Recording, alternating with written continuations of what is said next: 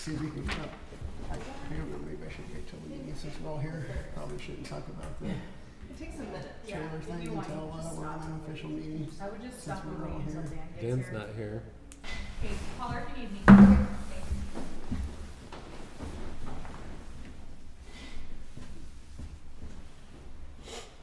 We're recording? Yep. Call the meeting to order. Welcome to the Wednesday, April 12th, 2023 meeting of the Tenino Planning Commission.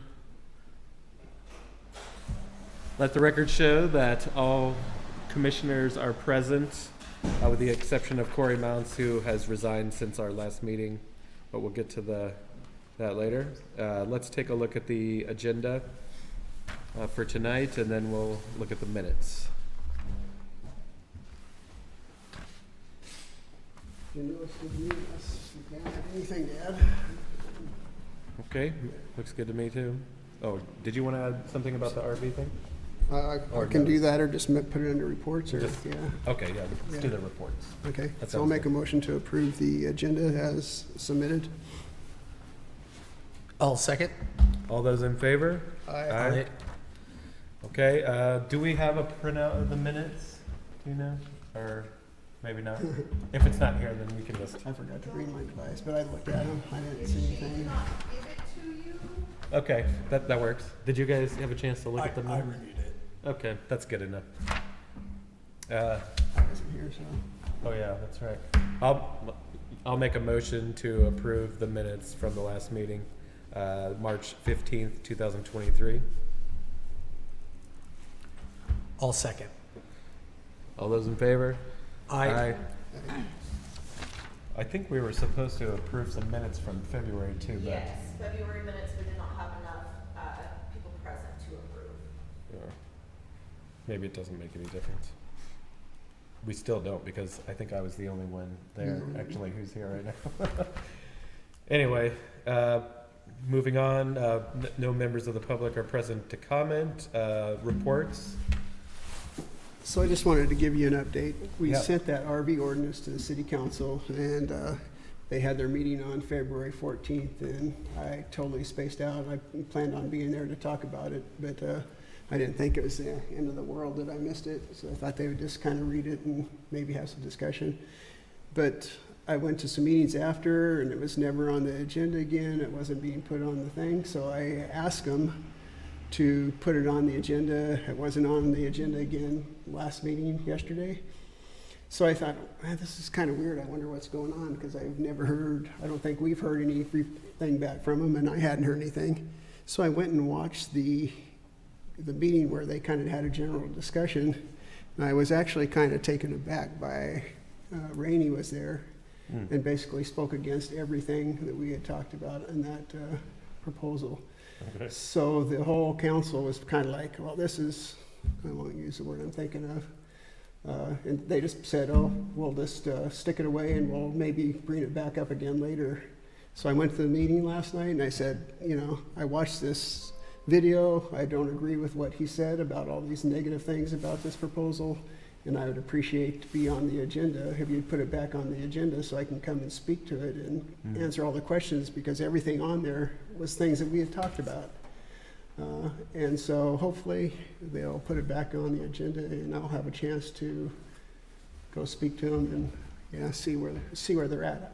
I told them I don't care if they don't want to approve it, but I want a fair, Gotta you have that, yeah. have it be heard, yeah. And I think they should have said, hey, we have a lot of you think they would have sent something back to the planning commission saying, hey, we've talked about this a little bit, there's a lot of questions, can you make sure somebody's here to talk about it or something, instead of just kind of throwing it in a file and saying, you know, maybe we'll bring it up later or maybe not, or so anyway, hopefully we'll get it back on track and we'll see what happens.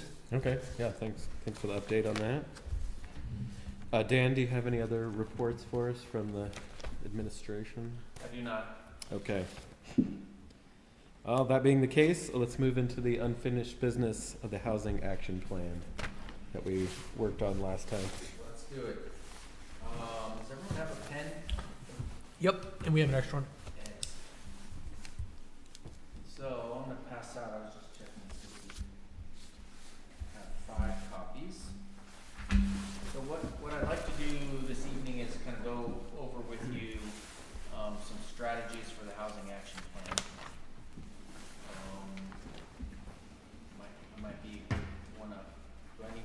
You got one more? Yep. Wait, nope. I thought they were all there. We're just sticking together. So what I thought we could do is, we're moving into, developing the strategies, so just for context purposes, housing needs assessment was for the background, demographics, the existing conditions on what we know on the housing situation, both from a supply and an affordability standpoint, are present here in Tenino. So that's quantitative data, mostly pulled from Census Bureau and CRPC, a few other spots, Office of Financial Management, but it's statistics and data. Then the other piece was we've had conversations last year with people in the community, stakeholders, school district, realtors, developers, business types, chatted with you all. And that's the qualitative data that we've got back. And so then we combine those two into kind of some, an assessment of the gaps that exist from where the states say we should be for providing housing, both supply and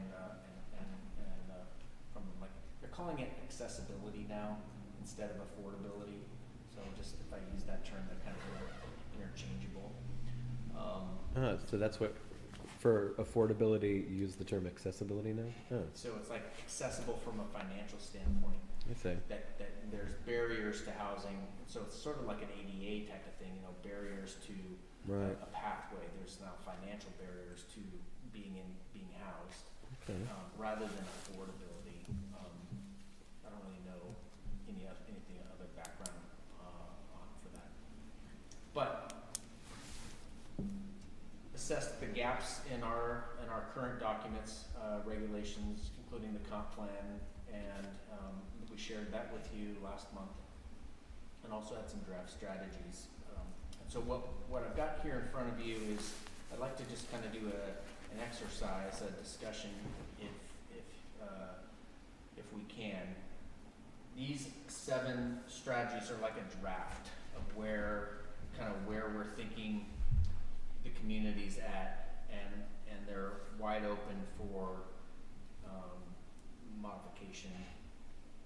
So I'll kind of read them really quick, or at least kind of highlight the content of them. The first one is all about making sure our development regulations are like the best they can be. The second one is to making sure we're sort of development friendly, and that information is accessible and available. I should use that word instead. Available to the development community so they know where options and opportunities are for adding to the housing stock. The third one we've chatted a little bit about before.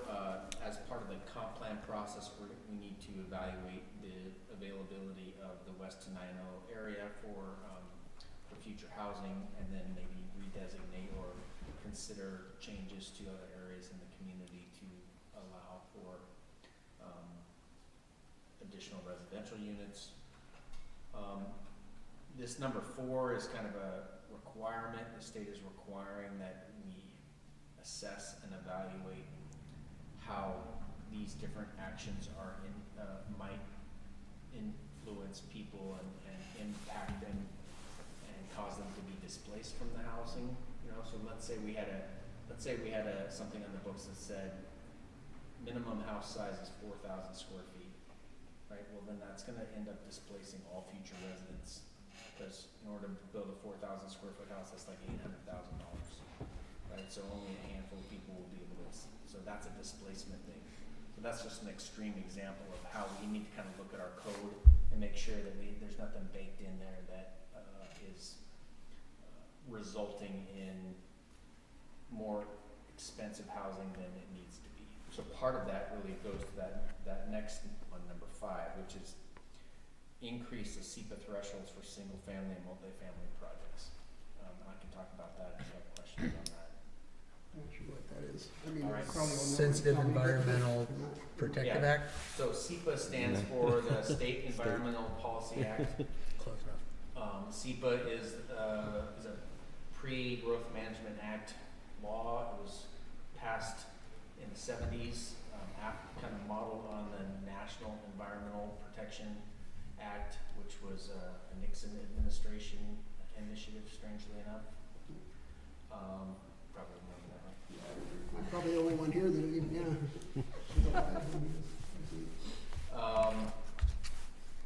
And so what SEPA does is it says, hey, you need to consider the environmental impacts of certain types of actions.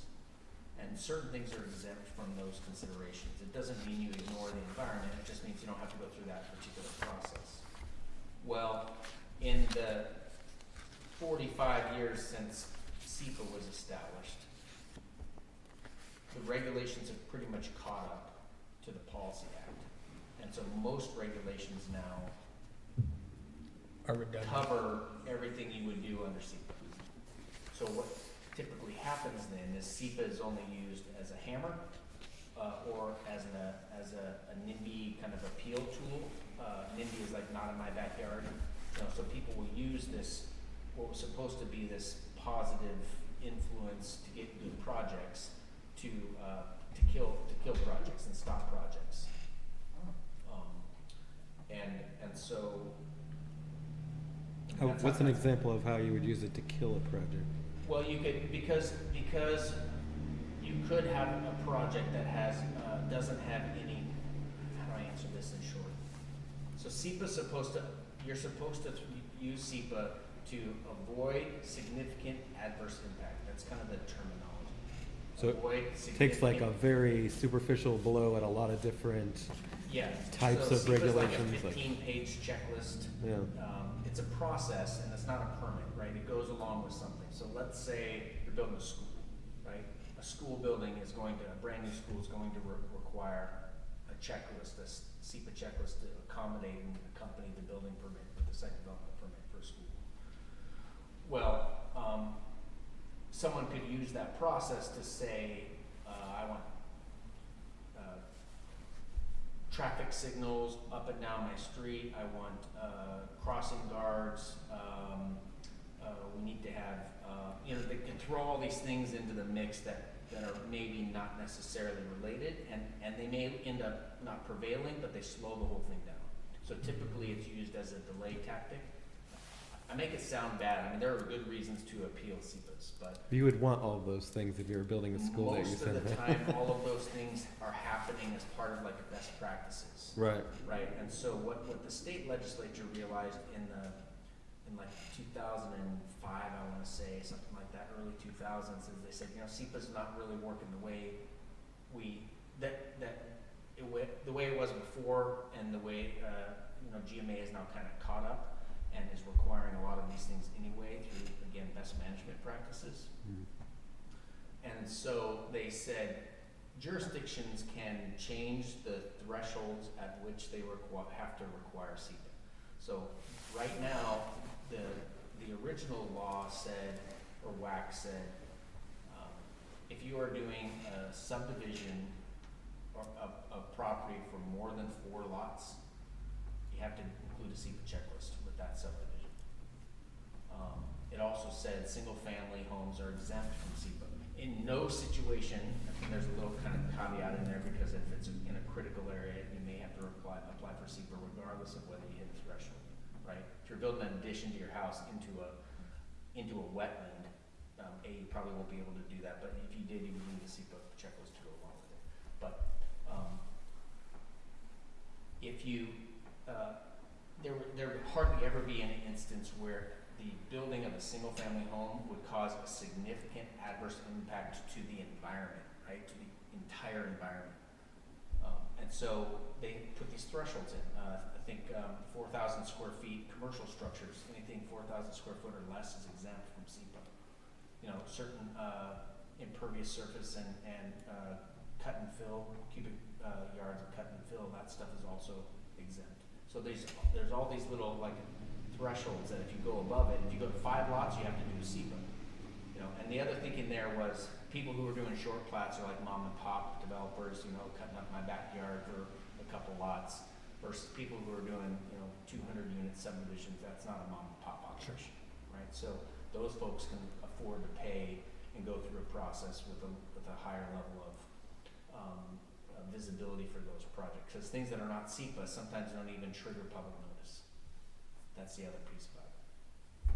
So, that's a long way around saying, you can now change the flexible thresholds for SEPA to something much, much higher. And, I believe,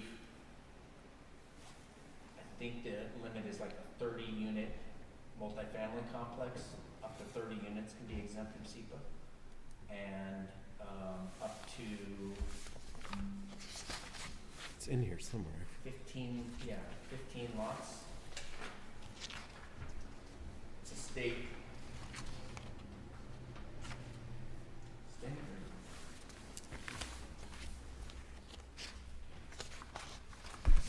Should memorize this, I looked at it last week. A long time ago. Anyway, All right. you can change the thresholds, because the state says, look, in the vast majority of the cases, these have never triggered, an EIS or a significant adverse impact.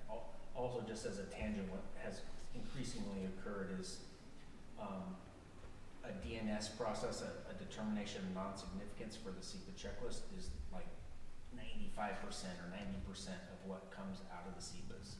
So their thinking was like, hey, if most people are saying, hey, this isn't a big deal to us, then why are we going through a 40 days or 30-day review plus a 30-day review, notice of application, notice of determination, and notice of having all these pieces built into this when it's rare for those types of developments to trigger any significant extra environmental mitigation.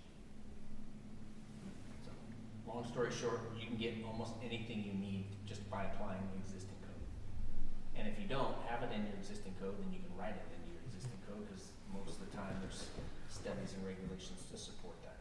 So, I'd have to look, but I think most of the communities around here, Olympia, Lacey, Tumwater, and Yelm, all have bumped up their thresholds, and Tenino has not.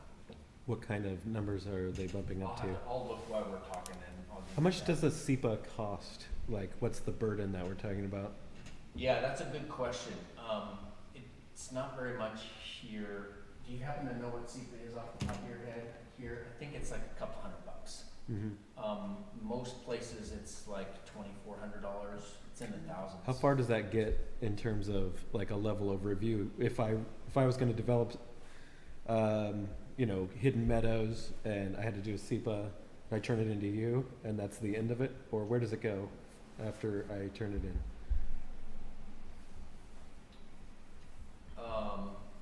So yes, Hidden Meadows needs a SEPA, Uh-huh. because it's a 23 or 22 unit subdivision. Mm-hmm. It probably would have needed a SEPA anyway, since it borders Scatter Creek, and had oak stands. So Right. those two things would have triggered it, even if it's like. No, I know 40 they acres would have had to do it, yeah. But, your question about what happens is, the process in short is, comes in the door, the staff planner takes a look at it and says, does this application have everything I need in order to, start understanding what's happening on the site? So it's called a determination of completeness.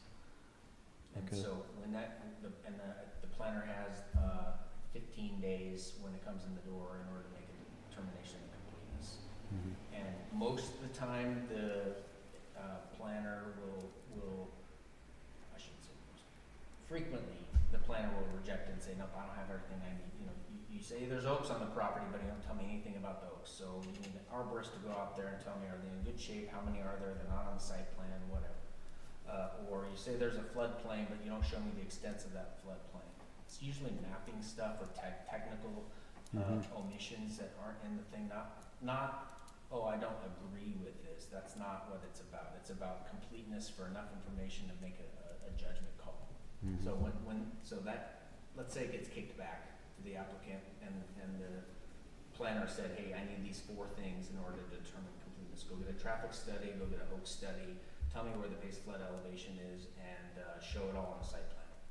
So then the developer, the homeowner goes off and does that, and then brings it back, submits it. Now the planner says, yep, now I'm going to issue a determination of completeness completeness. And I will notice the application to the community and allow for a public comment period. Mm-hmm. Most of the time, that notification of application, I shouldn't say, keep saying most, but it is regular, it is Customary the practice. customary practice to try to expedite the SEPA process, and so back in the 2000s, again, the state passed something to try to consolidate the notice period. So instead of having all these like very linear approaches, they said, hey, why don't you just combine the notice of application with the notice of the DNS or the MDNS, and so there's a way you can do that. Mm-hmm. Comes in, determination of completeness, notice of application posted on the site, notice to people within 300 feet of the project, or greater if it's a citywide project, published in the newspaper.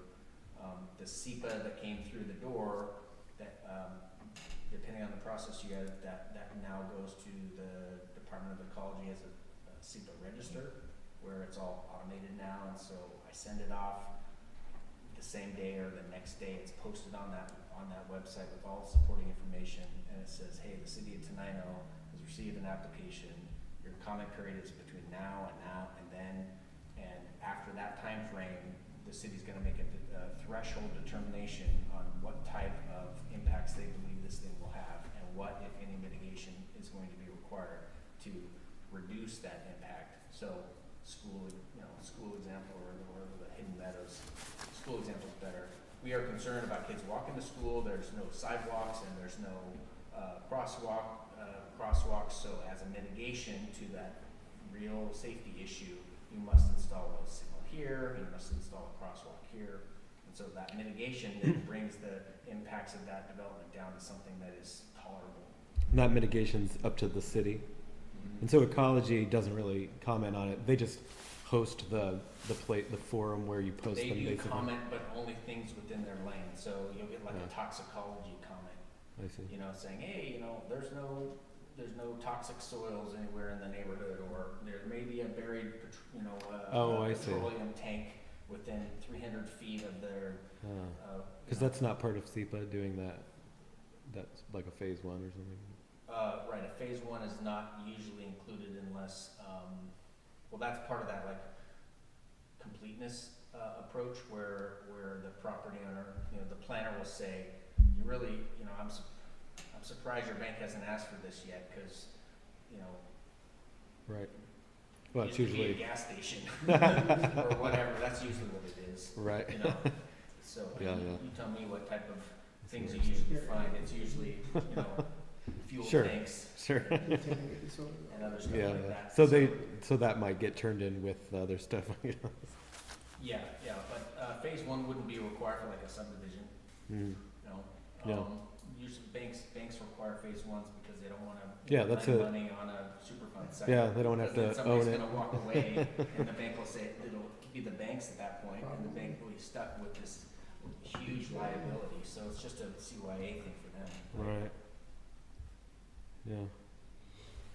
I do NEPAs, but not SEPAs. But we do get hung up on even small projects in terms of consulting with, Fish and Wildlife and nymphs, even like single family residences.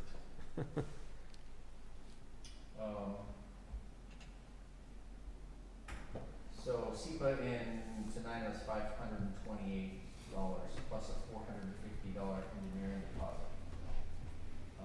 Hmm.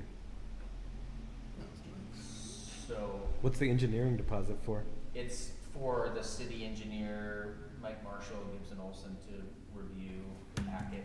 I see. So the SEPA fees usually are to cover staff time for review. Oh, I see. In addition to whatever you paid the private consultant to Yeah. do it. I see. Yeah. I see. So, did I answer your Yeah, you did. So it's increasing the SEPA thresholds for single-family and multifamily projects could help. So the Stage Street townhomes that are going in down the street, those had to submit for SEPA, 9 units. Mhm. Probably what mandatory setting, I think we probably could have gotten everything we got without it. Some cities still like to have that because it's a pretty easy hammer to swing around, you know, because it's big and boisterous and, you know, and it's got a process that's very outlined and described in state law and state code, so. But also, it does slow things down. I think SEPA and the back and forth on some of the mitigation, probably 6-month delay for those guys. For those townhomes? Yeah. What was the mitigation related to? You're saying that if we wanted Mitigation. anything that we wanted, they didn't have to do anything. Is that what you're saying? The things that they had to do, they would have had to have done without SEPA. I didn't have to throw anything conditional at them on. Usually SEPA's, my experience has been that SEPA is used for things that are like right on the edge of what our code would allow, you know, and so it's just a little bit more like, oh, you need to, you know, you're next to a school, you need to provide a crosswalk. Well, the code doesn't probably say you have to provide a crosswalk, but I'm able to kind of couch it in this mitigation for safe travel. So That's how not, would, that's a completely fabricated example. I didn't. Right. But that would be an Oh, okay. example of something where if your codes aren't great, then SEPA's not a bad place to, you know, I ask see. people to do stuff. And then you can use SEPA and say, well, you know, you can use that and those requirements and those mitigations because there's precedent in other cities in the state that use SEPA for these things, you know, to mitigate X, Y, or Z, you know, footbridges for crossing creeks or whatever it is.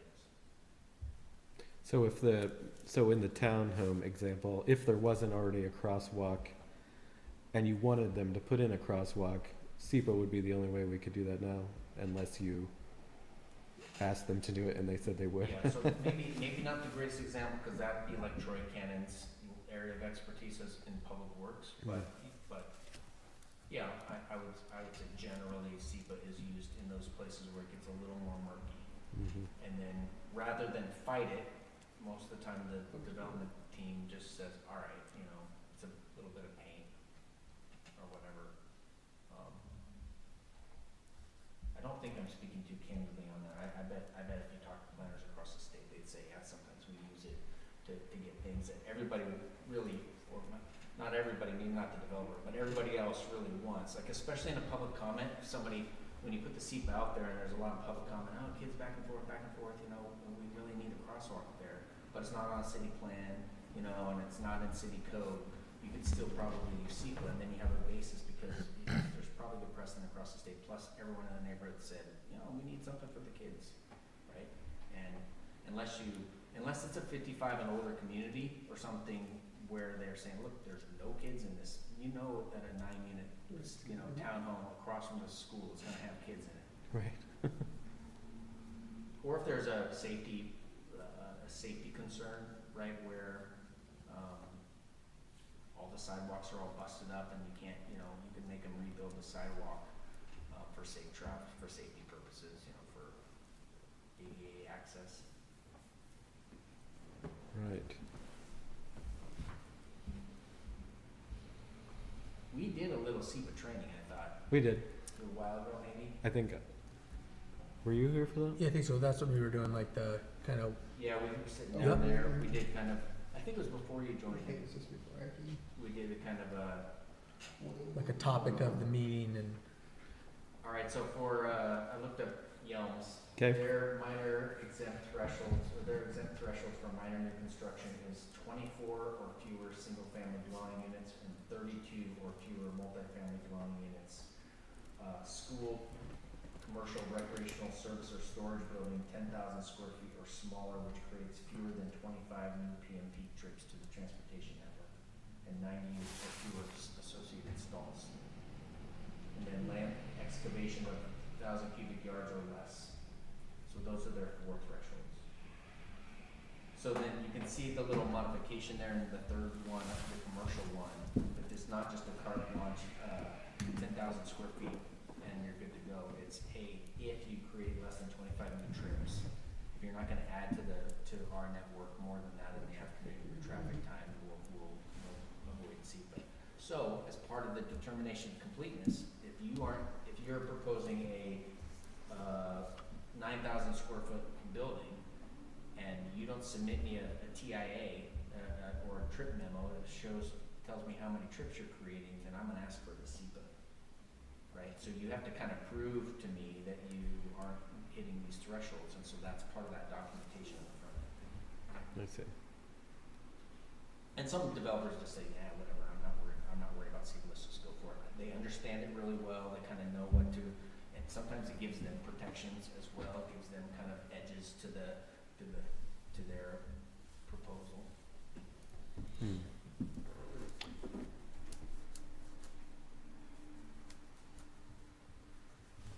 What about other communities?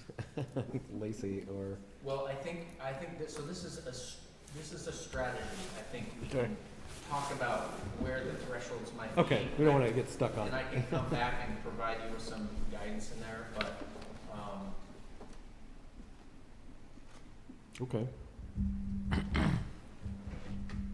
I don't, the 24 units is pretty high, especially for a place like Tenino that only gets that much, every couple of years. That's probably high for Yelm. That Yeah, is rolling it seemed through like a that, lot. like 24 twice, sounds like a 2 or lot 3 to me. times a year. They're getting those many in easy, plus they've got other stuff. Yeah. So in this case, like, Hidden Meadows would have just been clear, other than some of the critical area pieces. And Right. if I'm that developer, I say, Which- here's my studies for those individual pieces, and I'm gonna satisfy your need for SEPA through these other studies. I see. So, It's not so this- it's like eliminating SEPA, but you still have to provide all that documentation, most of the- a lot of basically. times. Sometimes all the just to stuff- get most- away from, to get under most threshold, critical you have stuff. to give me it all so I can make a call on it, Right. right? So sometimes it doesn't save you all that much time, but it does save you, some cost, yeah. Yeah. So, talk about the townhomes again. They installed that stormwater drainage thing. That's what they were doing when they dug that pit in the back corner.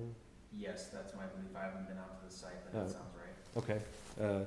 And so that was all Western Washington stormwater manual stuff. That had nothing to do with anything that was forced upon them by SEPA or anything. Okay.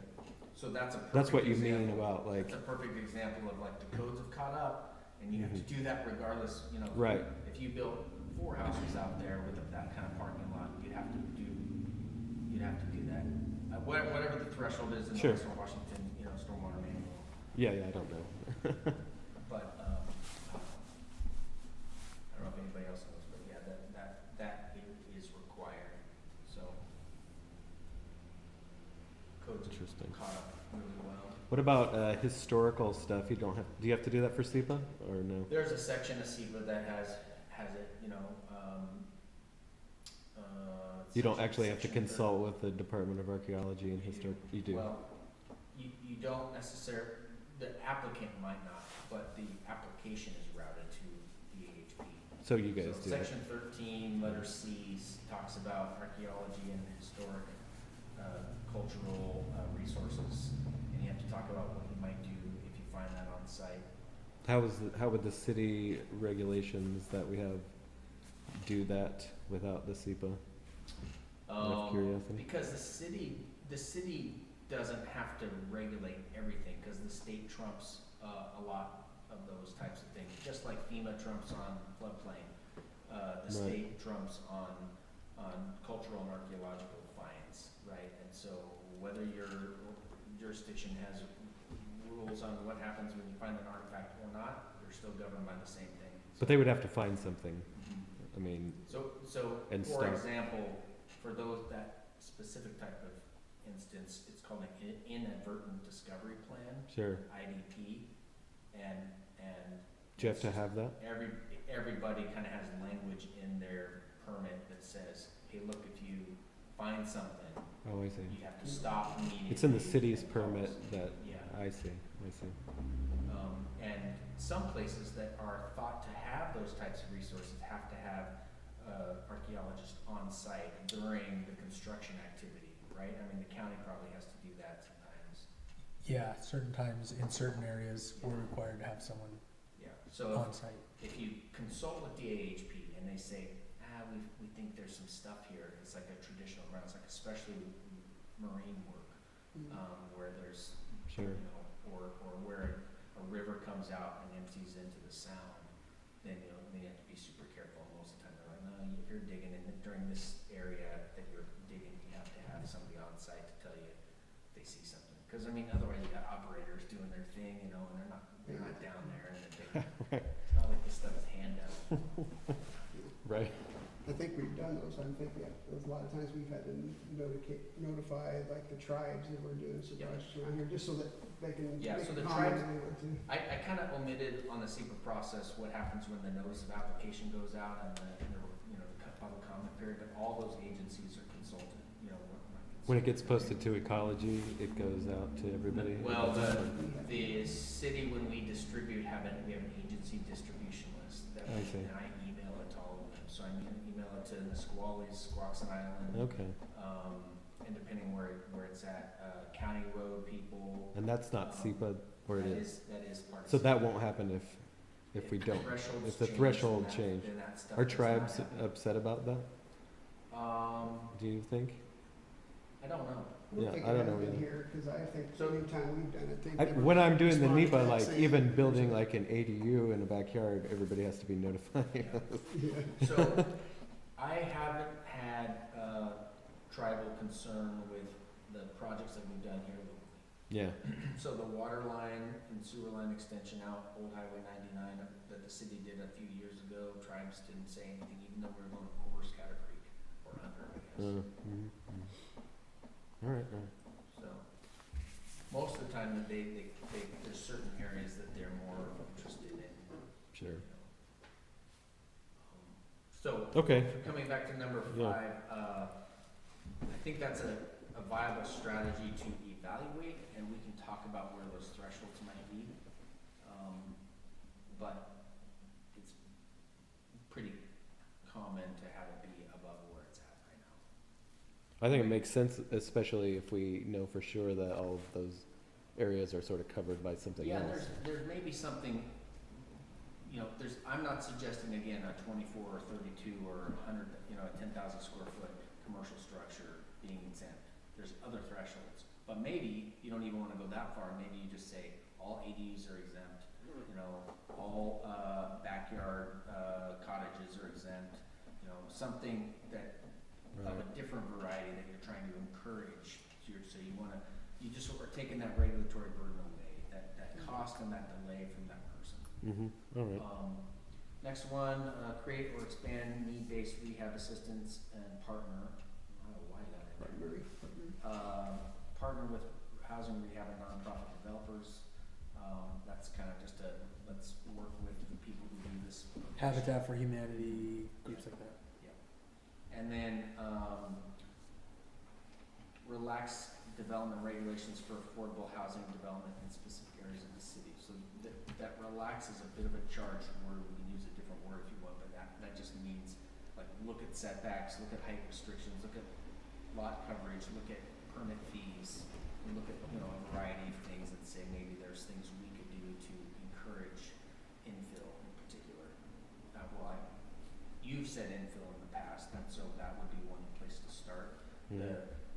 Some cities use other incentives. They'll provide an overlay to their zoning map and say, hey, in this 6-block area, we're gonna incentivize multifamily through a tax exemption status. You can do that, called multifamily tax exemption. So it'll be like, in a nutshell, that is, people pay property taxes on both their land and their building, right? If you own a home, you have a kind of an assessment that comes twice a year, April and October, and it's got 2 values associated with it. One is, the land and one is the structures. And, when someone goes in to build a multifamily, and they use this MFTE approach that's been approved by the jurisdiction they're in, they don't have to pay the difference between the vacant or pre-development property tax. They get to lock it in for a certain period before they pay. Just the portion that goes to the city, or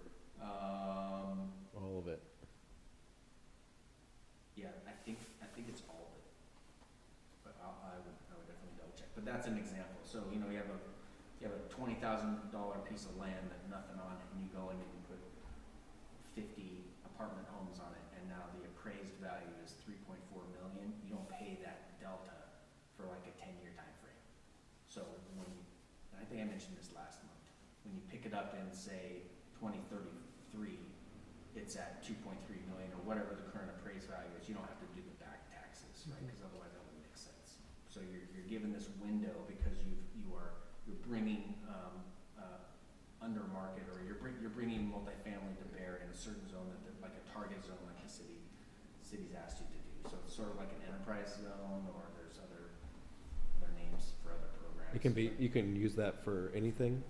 Use what for anything? The tax only multifamily. Only multifamily. So it's a carve It out doesn't in- have to be affordable necessarily. It just has to be multifamily in the spot city we can want it. I think the city can set it up however they want. So you can say the ones I've usually seen are, you have conditions applied to Right, it for 10 years. right, you have so to it's put not that just, house it's in not there. just, hey, we zone this multifamily, we're trying to get this stuff, because, you are kind of cutting off your nose just, a little bit, I don't know, maybe a Right. finger or something. Right. You're losing You're the losing- ability to collect taxes because you're trying to incentivize this thing, and it's just, it depends on what you're trying to attract. I see. So, those are high level ideas for strategies. Mhm. So on the next page, we've got our Oops. three friends to the north, and what I've got Nice is I've got I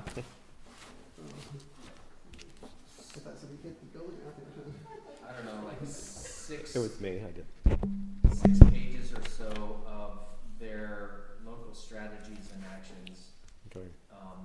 so that you can kind of see what the region's up to. And what I'd like you to do with your pencils or your pens or writing implements is maybe go through and highlight or annotate ones that you're really excited about for Tenino. Not the ones that are just kind of acceptable, but the ones that like you would want to prioritize, because there's a lot of them in here, and I think most of us would say, yeah, I could probably live with, X, Y, or Z, but I'm interested in something that you're really, really into. So there's about, 8 or 9 a page.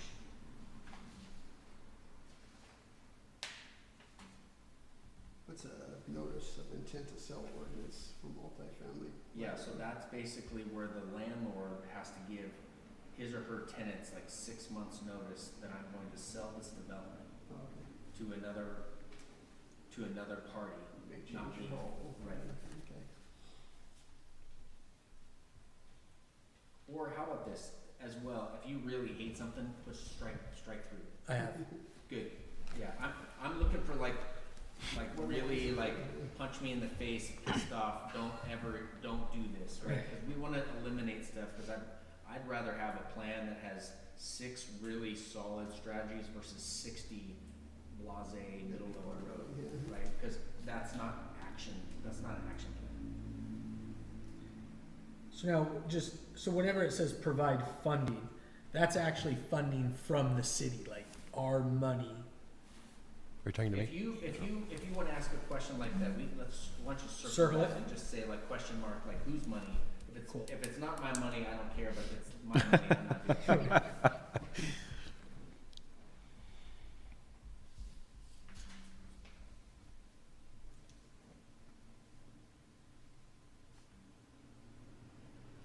So the big ones, the colored orange row at the top is kind of the strategy, and then the actions to implement that strategy are loosely found underneath.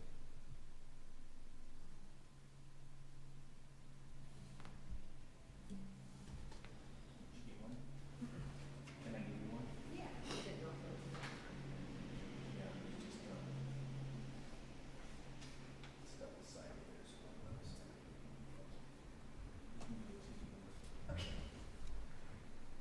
Get the youngest in you.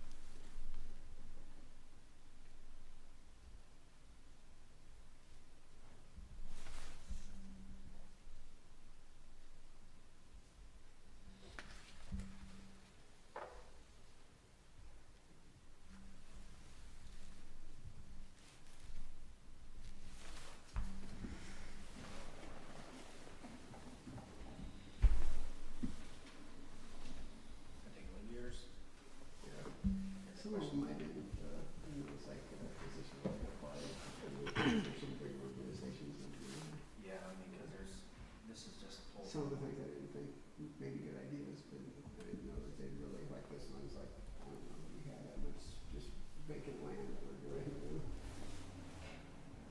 Yeah, we have a little bit of vacant land, but it's not on the size to really. Yeah, to really make that impact.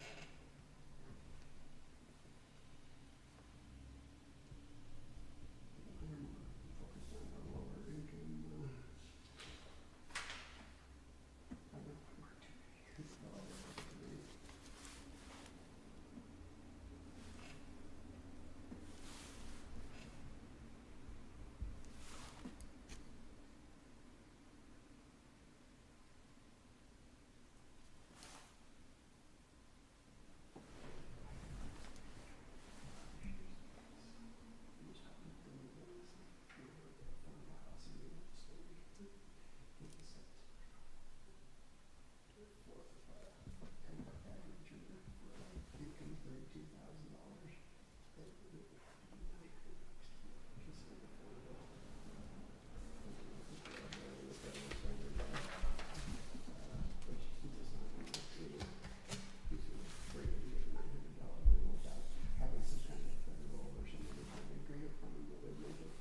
What are rentals?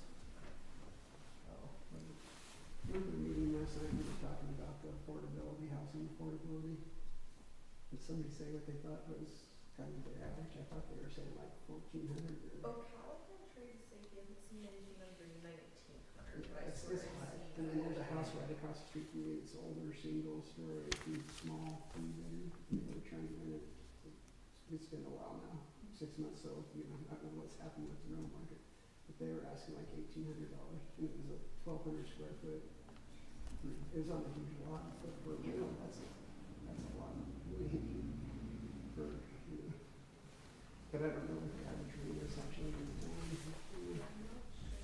I know a lot of older families that have been in town for a long time that like accumulated a lot of properties and they're renting out spaces because the city ones have kept theirs really low just because it's been the same tenant for 10 plus years. Okay. I know when they they said when they put it on the market, there was 20 people trying to, you know, because they're just so hard to find. You can't, if you want to, you can kind of get what you, because people don't have a choice. But, Yeah, you just gotta get what's out there.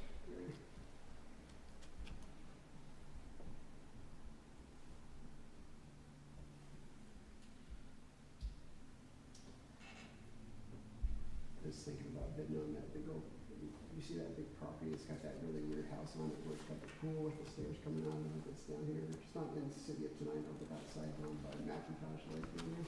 What are you talking about? Are you talking about the one that's been for sale Yeah, forever? for like 11 million to start it The out. Diamond Harris's home. Oh, yeah. On the hill, that's been for sale since before I bought my place. Yeah. Yeah. So now it's going to auction because I would think we could find a buyer. The De Beers mansion. Yeah. Well, they got started at 11 million. The last time I saw it was like 5 mil. Still nobody. Now it's going to auction. It was at, I think, 9.8 or something like that back in 2018. Yeah, Got it's my been on the place. market forever. Yeah.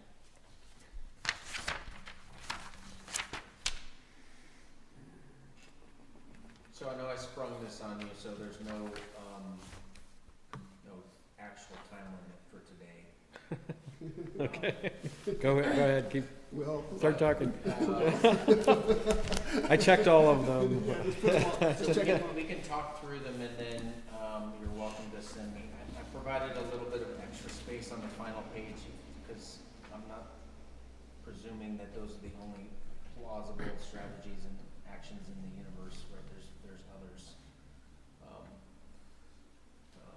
But it's a difficult issue, and so everyone's kind of throwing the same spaghetti against the wall here. And there are some viable strategies, and then there's some, more difficult ones that require more of a managed approach, more regulatory oversight from the jurisdictions. So obviously, a place like Olympia is dealing with more complexity and a greater variety of issues, but also has more capital that they're willing to push towards it. So I'm not saying that that's the answer, but it definitely is something. That's how they're one of the ways they're choosing to get at it.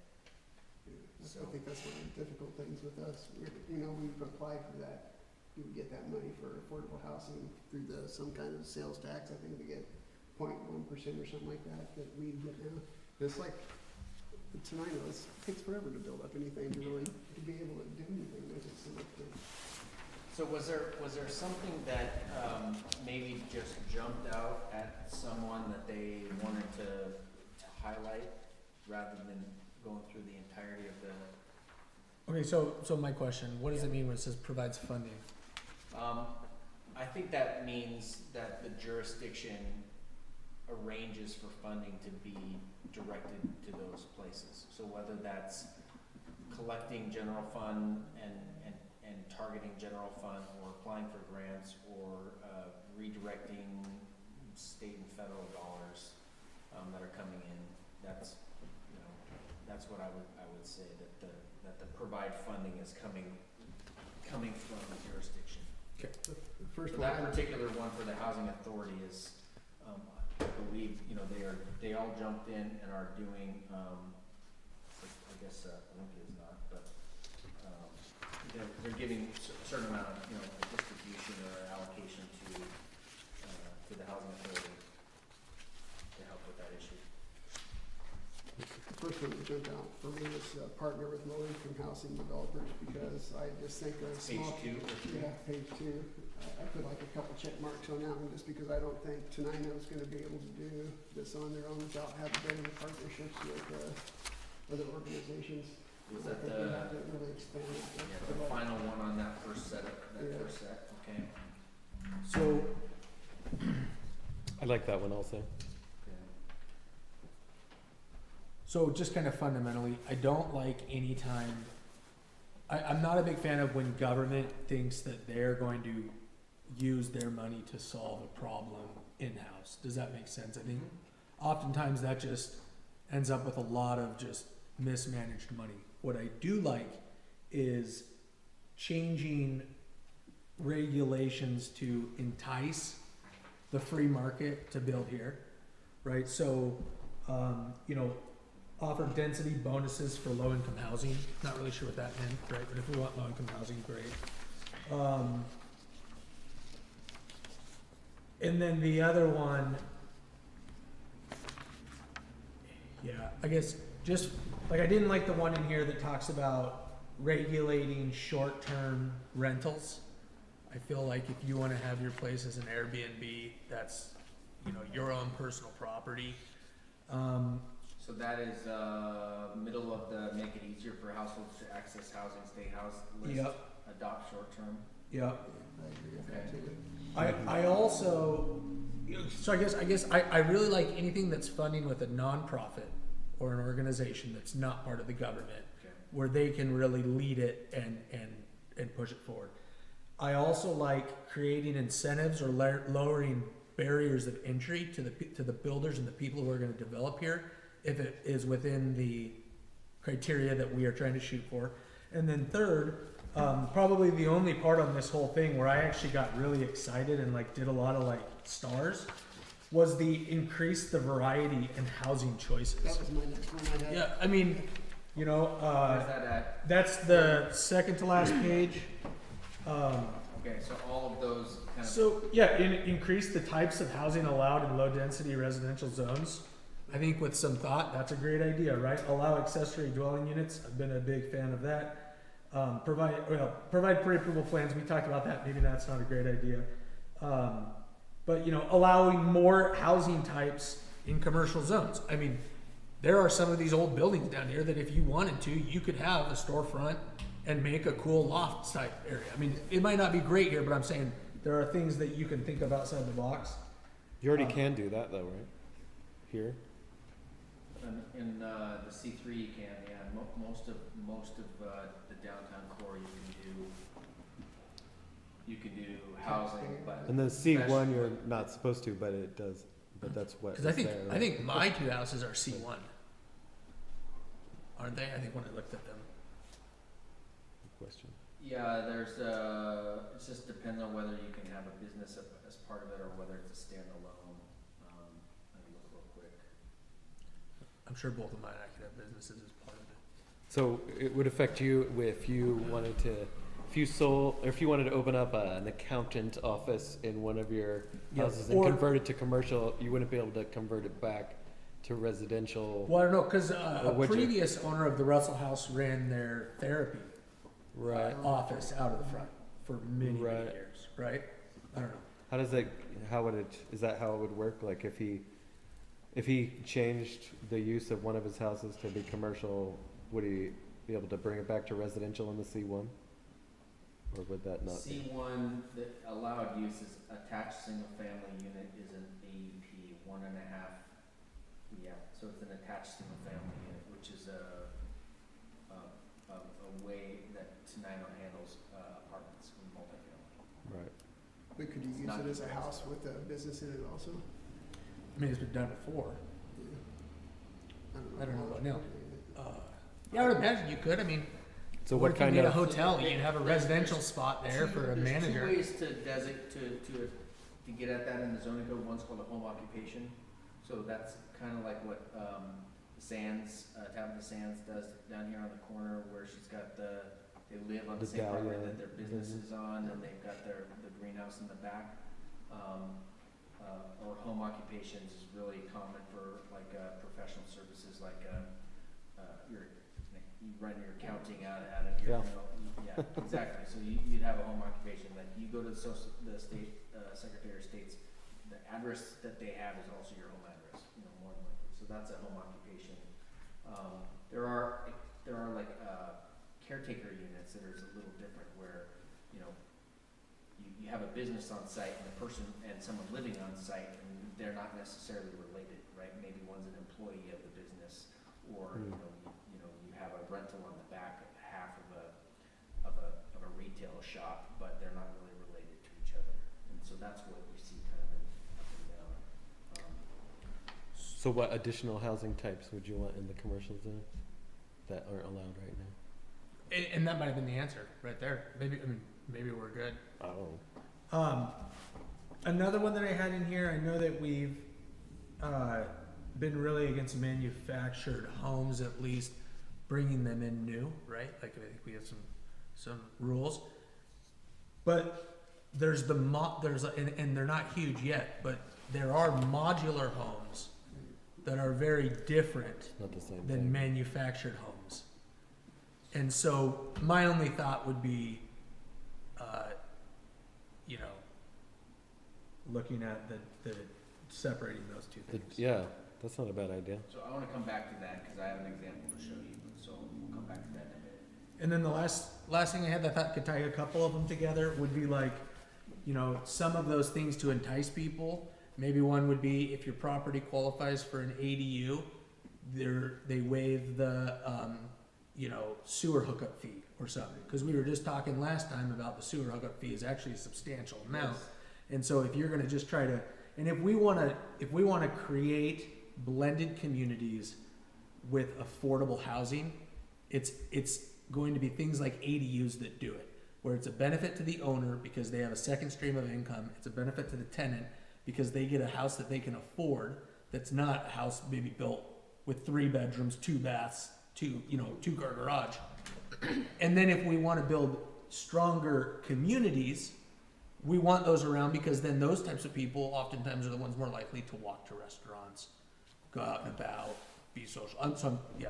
If you want to talk infill, I'm a champion of that. Yeah. Again, this is outside of my lane, so I can't commit to what Troy would want to do as a public works director, because he's in charge of making sure the sewer plant is functional. And I think the understanding with the sewer connection is to pay off some of the capital debt required to build that thing in the first place, right? And then also just fund the ongoing upgrades and stuff like that. But so again, not my purview, but who else would be in favor of like that type of move, like waiving a $13,000 sewer connection fee for infill development, let's just call it an infill, and you could either block it out and put it on a map and incentivize sewer, this area is an infill opportunity zone, let's call it, and where you get to waive certain fees. Or you could do ADUs across the board, across the city, these particular units. And look, they're small, right? They can't be more than 1,000 square feet. That's what the code currently says, 1,000 square foot limit. You know, they are usually attached or above a garage or something like that. So, I don't know how many bedrooms you can get in a 1,000 square foot unit, but it's probably not 3. Probably Yeah, a toilet, probably max shower, of two. sink, Two. a couple sinks. You can push 3. Yeah, You can Yeah. push 3. If you know how to plan a house and make sure it's functional, you can push 3. yeah, but it's not like, I guess what I'm saying, so like the sewer impact might be, you could maybe make an argument that it's not gonna be the same as a brand new stick-built, larger home like you'd see in Hidden Meadows, which is, 1,800 square feet or 1,750 or whatever. Because it's so much smaller, you could potentially justify, maybe not a, and I'm just spitballing, maybe not a full-on like a wage, but maybe it's like half, That's what I was gonna say. Yeah. Because I think a you could, proportional amount. at least the cost of it, hooking up the secondary unit to the primary unit, it's already there. And I just talked to Troy about this yesterday, because they're building those houses down there in that lot where they got 2 primary residents and 2 ADUs that are Yeah. packed on the small You lot. can't tell which is which. And I asked him if they had to pay the full fee for the AD, and I believe he said he didn't know the exact, but it didn't sound like they had to pay the full amount for the ADUs to hook it, because he said they had 2 connections. It's just the The meter. 2 primary, Yeah. 2 primary. So if you meter the systems. one lot with the 2 detached units on it, and then you meter the other lot with the 2 detached, you only have 2 connections. Yeah, so I think he said there was 2, and So if you route your ADU into your metered sewer, You might not have to pay. you might not have to pay it anyway. Into the grinder pump, that's what you mean by metered. Yeah, I think Yeah, so. so if there's only one, there's no You meter. guys, Right. I don't know how it fully works, but I mean, But- there's only one bill at that point, Right. so that you're having to, if you're renting an ADU out, you're having to pay, that person's having to trust you on the payment for the utilities, or you're just, rolling it into the cost of the rental. But we do have residents where it's separate lots that one pumping station serves 2 houses. They'll route them in and There they are share a the few of cost those, of the. Yeah, Yeah, so there's a lot of right, weird, especially kind in of this, different. like Richmond kind of- area, that side of town where the smaller houses on the center blocks are, that's. So I don't know how they determine exactly Is- how all that would work. but Isn't the maybe fee worth higher, looking at some though? clarification on. Yeah, I would think that the flow fee would be higher, cause they know the flow, right, so they're having to pay a higher flow rate, but the connection fee is avoided. Yeah. Cause you only have one Connection versus 2. connection. Yeah. And the water is kind of the same thing. It's probably a larger meter, but you're paying the water for the accessory dwelling unit through the Yeah. 1 meter. Yep. you probably end up paying more if we only have one water meter because you Right. get charged more More. for the, I don't know how, you don't? It depends on how we categorize it in the system. So if it has an ADU attached to it, it's gonna be categorized differently. Oh, so you get a Like higher the ones with usage the amount. shared sewers, one will be paying a lower cost because they're paying the electricity for the sewer portion, while the other one will be paying the base rate. I see. I bet if there's only 1 meter for the ADU and the residence, then the water bill is gonna be higher because they're using more water, and after you hit that threshold, then you start paying more per gallon or whatever, right? Yes, after 500 units of And it consumption. depends on the size of the connection. Like in the summer, my Based on the water bill. size, so if you have a bigger connection for a house with an ADU, you're gonna get more water usage with that before you get. So everyone's up for something like Yeah. that, a strategy like that, so either waiving or proportional reduction of the sewer connection fee for ADUs. Yeah, and even backyard cottage. If Yeah. we had a backyard, if we had specifications for what would be approved for a backyard cottage, or anything that can take a 1 dwelling lot and put a second dwelling on it, Totally. that could then go to a single mother or a new married couple, or, you know what I'm saying? A young person, I think. Okay, so ADUs, there's good agreement on something around an ADU proportional sewer connection fee. I like proportional. You do, Yeah, I Yeah. like proportion. versus waive. Yeah. So what does the hookup fee include? Like you install the grinder pump, your contractor does that, or the city does that? So the city is the only one that can touch the actual sewer line and the pumps. So from the house to the sewer, So I the- believe is the construction Yeah. company. So the 13,000 though does cover some of their Construction So our cost? fee schedule is 7,000 for the connection and 300 for if a grinder pump is needed to be installed or removed. I think it's water and sewer put together, so it was like 11.5 or something like that. The water's 2,500, I believe. Well, I guess I would, whatever makes it so the city No, breaks even. I mean, That's what I would say. So, and that's what I would say. I mean, I would be looking to go as low on the barriers as possible to a break-even point. And the reason why is if you think of most of the people who have a home that are going to be looking at this situation are probably going to be owners, right? So they're not a conglomerate looking to develop something. I mean, they're going to be saving up or investing some money into putting this improvement on their property. So I think anything we can do to limit that barrier of entry to make it more appealing, because I think that's what we want. yeah, I We like really that. want individual homeowners solving this situation. Okay. I If can do possible. that. Yeah, just so you know, that was one of the things that came up about having the RV on the lot. That was a huge issue. Oh, well, just think how much waste is gonna be going, how are we gonna, how are we gonna account for all this extra waste if we let an RV on the, and I didn't get a chance to respond, but I could have 11 people technically living in my house if I wanted to, and they're not gonna charge you more because you're putting more, sewage into the system. Well, you are charging more because you meter the water, right? No, you don't. It's not based on, it's the flat rate for the sewer. It's not based on your water usage. Your But- water- But if you water flush bill the will go up. toilet That's what I'm 27 times a day, That's what I mean. I mean, But our or more. water's pretty 5 cheap. showers a day. yeah. But as far as the sewage going into the system, there's no way to account for how many people he has in the house.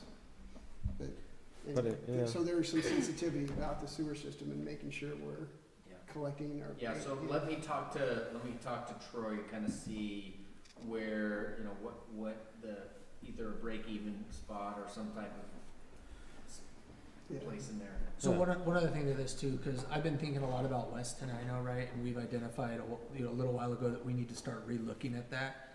I mean, the other thing is we need to figure out how to put as much housing in this valley right here as possible. Yeah. Because- That's what I think too. Because So yeah, that's what I want to ask the next thing. So we talked about the ADU, either proportionality or waiving. What about some type of overlay, an infill opportunity or infill incentive overlay on our map, where we've got a 6x6 block or a half mile by 2 block or whatever it is, where you're saying, look, if you put houses on the lots that are, especially on this side, right? There's a bunch of gaps over Mhm. there. Oh, yeah. We will either Yep. waive or reduce or, efficient or whatever it is. You don't have to put sidewalks in. I'm not sure what the issue is. Yeah, I mean, what things are you willing to set aside in order to get density? My whole thing is, one thing I've always focused on is to allow higher density and make incentives, like one that I'm passionate to me, if you we could allow some higher density if you sprinkle the buildings because they're so close together, there's a bigger race, but they give them breaks because there's cost to, obviously, to sprinkle places. But you can have narrower roads because you're probably not gonna need the fire apparatus down there as much. You can have larger spacing on your hydrant spacing. So those, to me, things like that, if we can provide incentives for them to do improvements in the buildings, that kind of makes up for the extra cost for them to do that by having other incentives like the hydrant spacing being further apart. I would love to be able to look at things like those where we can encourage maybe some higher density, but require some things to make that safer. And, but, I don't know, it's kind of hard to,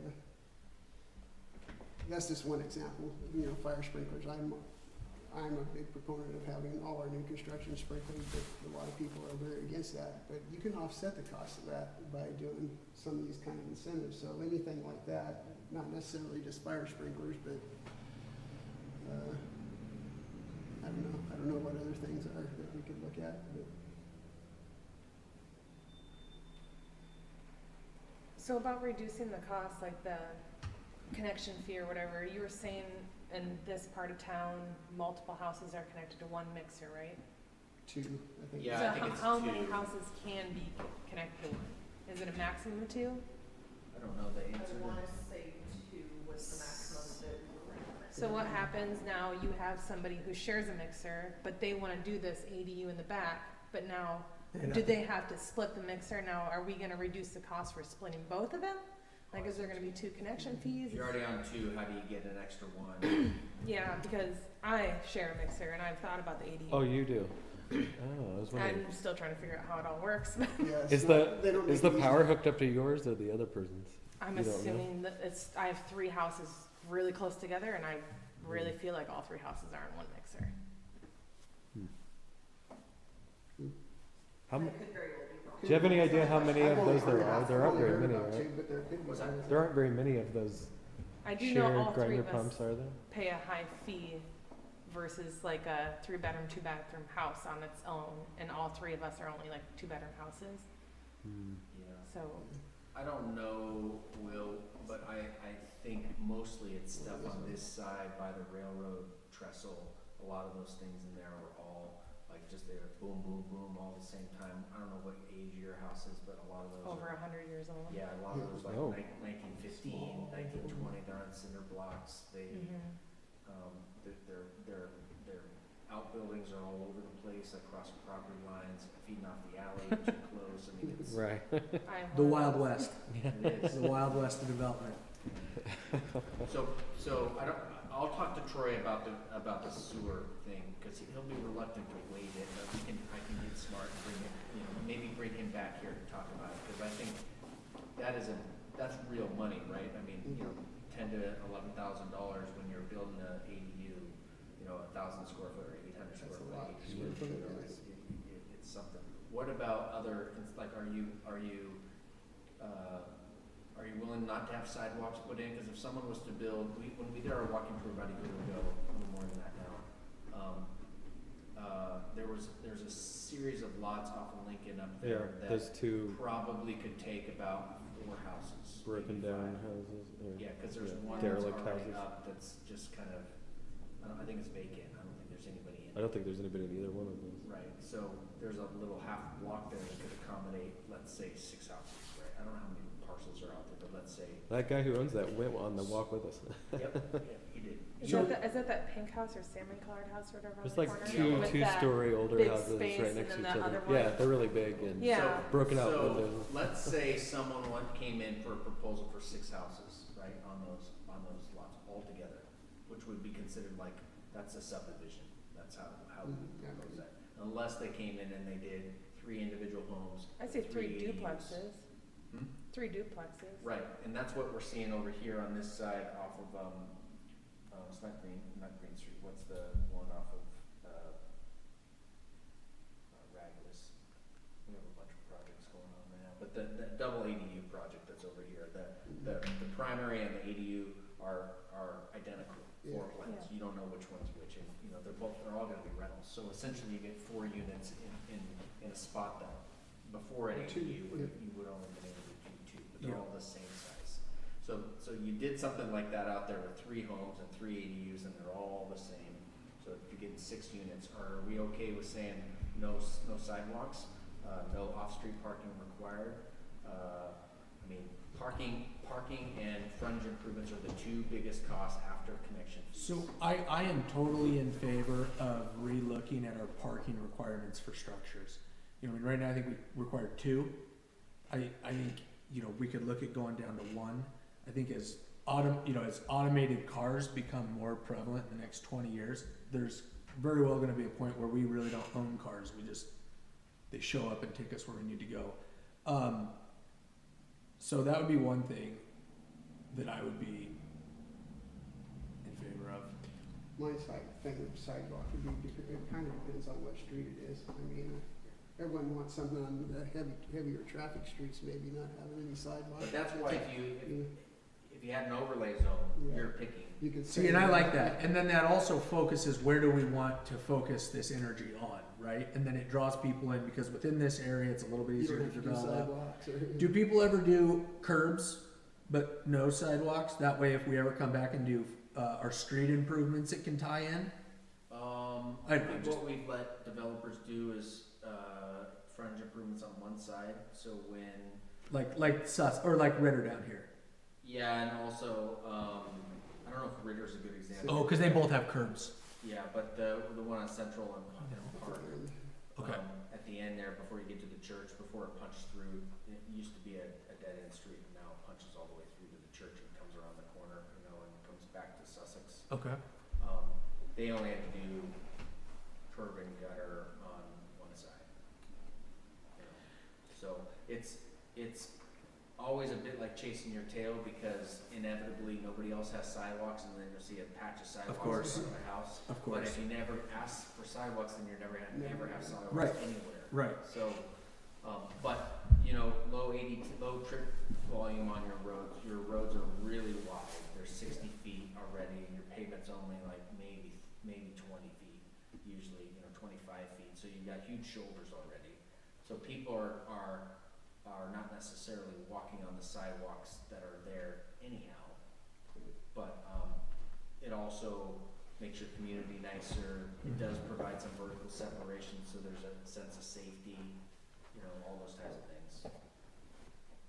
So I guess one last thing I would say is I think though, my thought is if we look at the downtown corridor here of Tenino, which is where the majority of our development is going to have to go, we are not a community that's going to be looking at a lot more hidden springs, right? Or big planned developments, because we don't have those huge swatches of land.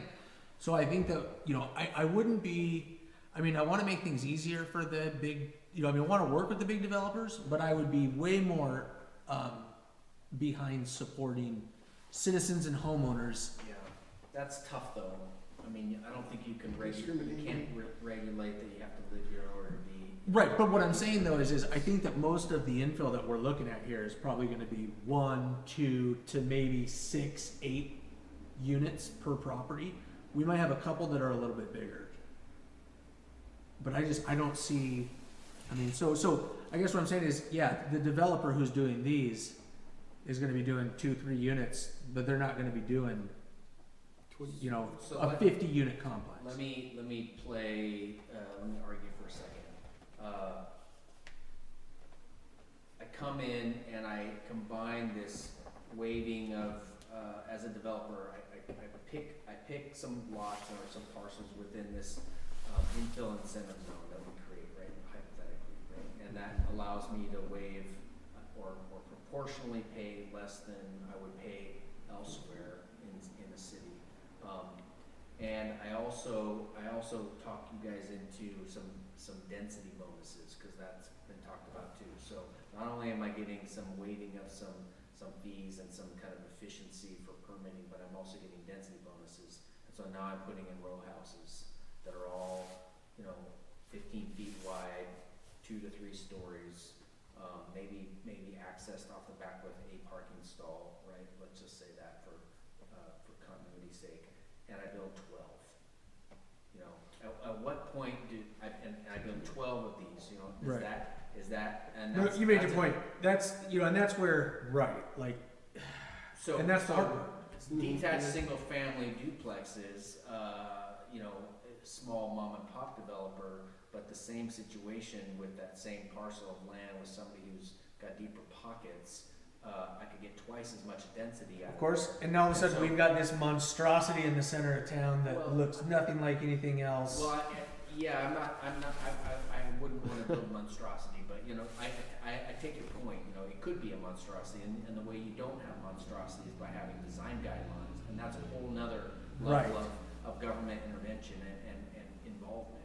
And in fact, most of the design guideline groups, I think there's legislation making its way through the folks in Olympia that design review boards have to be staffed by architects or design professionals. So we don't want to do that. Right. That just makes it a lot harder.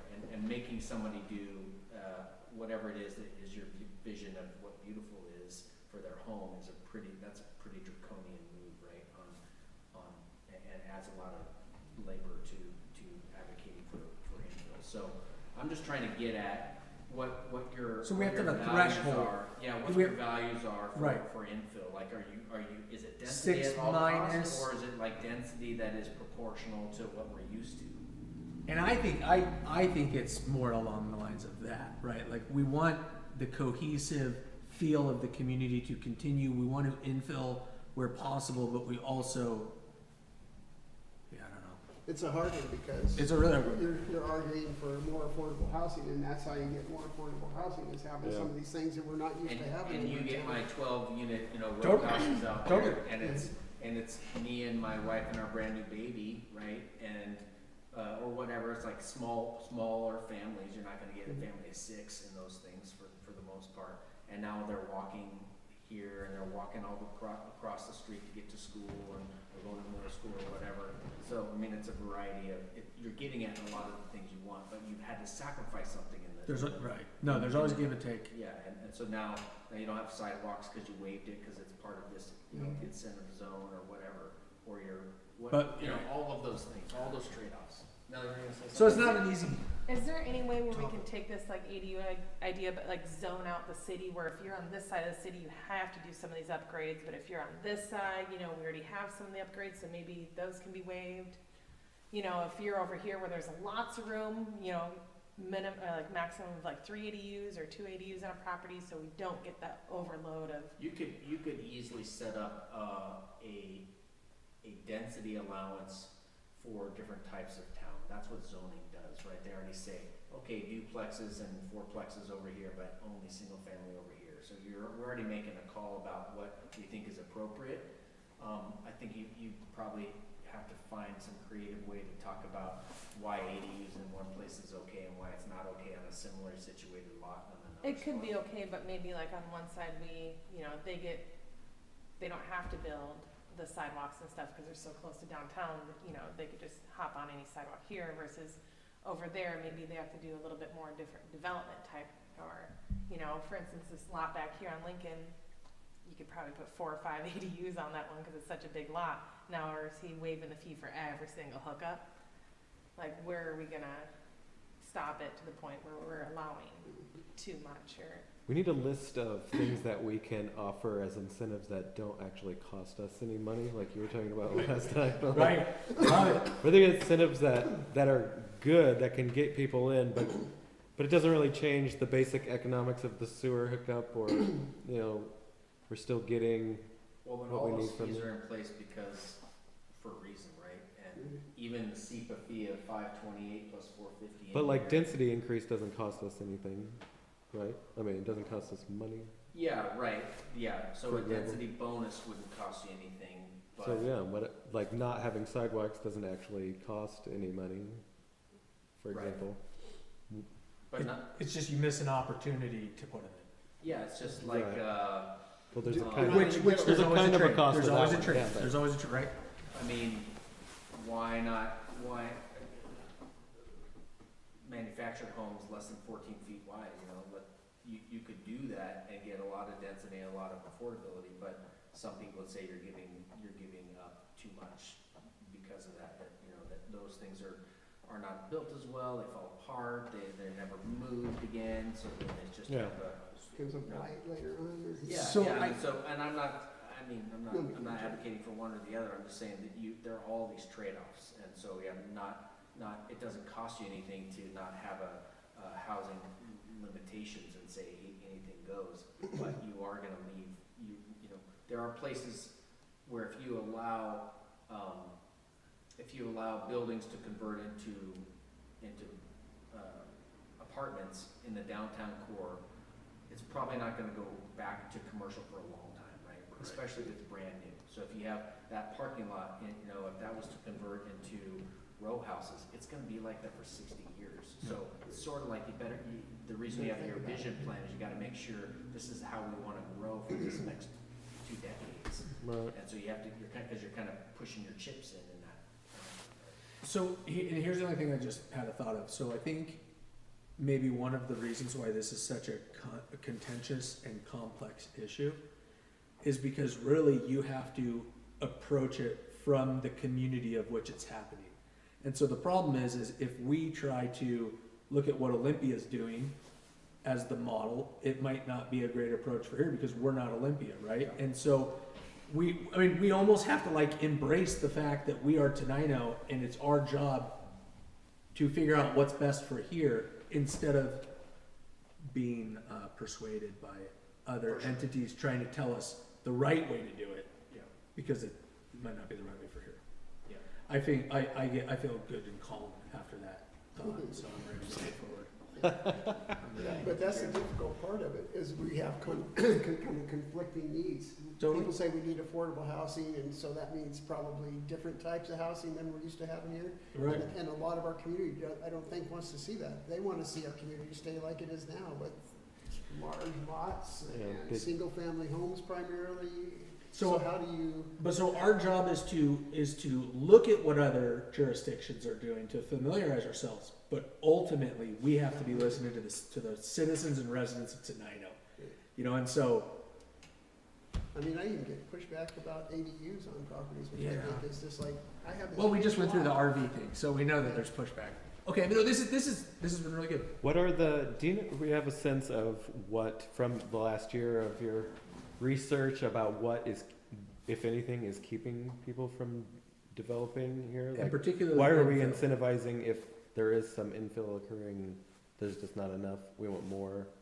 Will relaxing those actually make more people come, or are they on their way anyways? I mean, Or are we trying to improve the potential of infill to appropriately handle Sorry. more doors? Does that make sense? I think that's what we're trying to do. Yeah, instead of limiting to an infill to maybe a single family with an ADU, if we have the right parameters, we could probably get more doors with the same amount of space and a more Yeah, I mean, blended. every city has vacant and underutilized land. That's just kind of how it works, because somebody might not want to develop their property, and, you know, we don't want to be the type That's of place that forces them to develop it. Sure. Because they may like their quarter-acre lot. Right. So that's, and it is more expensive on a per unit basis to do infill than it is to do greenfield development. Mhm. Because you can split the cost for the infrastructure over all those 25 or 30 units, and, you know, your mobilization's one time and not, you know. And your vendors are literally just dominoing down the Well, street. there's just and- like some flat costs associated with stuff, you know, just to get somebody out to your property. You know, if you've ever tried to have somebody come do a small little drywall patch or something like that, Costs as much as it's doing the almost home. as much as like redoing the entire room. Sure. Right? Because by the time they get there, most of their time is all the prep and not the actual work part. So, that's, infill's just, you know, you have to get more creative with the space. You can't just apply your little template to the thing. You know, you don't get to scrape it and start over. You have to kind of work with whatever you've got. So there's, you know, it's mass production, so more So- expensive. Yeah. So again, looking into it a little bit further, I just think anything we can do to incentivize homeowners, resident occupied, you know what I'm saying? Because, you know, it's not as lucrative for the great big companies to come in here and fill, but anything we can do to allow people to incentivize themselves, The right? people who live are most likely gonna be more conscious about what, I would think, more conscious about what they build too, versus some developer coming in here that just wants to throw up 12 row houses and make as much money as they can, And then So- leave town. and then leave town. Yeah. I mean, like on my lot, I could easily have 2 ADUs, easily, and have a decent, they would still have a decent sized yard and meet all the requirements. I don't know why we don't loosen it up, all those kind of things. I would base it on square footage or something, how many ADUs versus just saying one on every lot. So, you asked kind of like what are the obstacles to some of this infill? And that's a lot of the questions we talked to Clint Endicott or Tyler Whitworth or Brock Williams or Ron Stewart, Jesse Simmons about. And, what did the developers say? which one was that? I don't know. Or You just realtors, listed people. or realtors. I know some of- They would come in. I know some of them, but I don't know all of them, but I didn't recognize any developers in there. So, and I know I provided this to you, but it's probably been a bit, let's see, which was the developer? Jesse Simmons is the Director of Government Affairs at the Master Builders. So he's in that lane.